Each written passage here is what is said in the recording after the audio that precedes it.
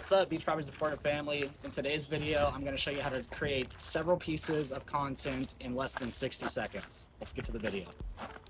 The best part about Opus.Pro is it's free. So just create a profile and click upload to get started. You're going to click on get clips in one click, upload the video file of your choice, and sit back and relax, or be like me and enjoy a cookie. The next step is automated to where you don't really have to adjust anything, so just click get clips in one click.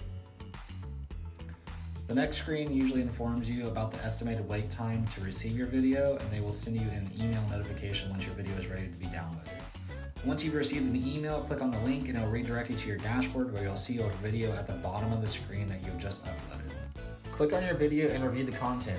What I think is pretty cool is that it ranks each video on a score from 0 to 100. So obviously the higher the score, the better the video, and it also gives you constructive feedback on how you performed well in this video and what you can do differently to enhance your score. All of the videos will have captions embedded and be formatted perfectly for social media distribution. So once you're ready, just click the download button and distribute to any social media channel you choose. Opus.Pro is an incredible tool to take one piece of long-form content and convert it into several social media reels instantaneously.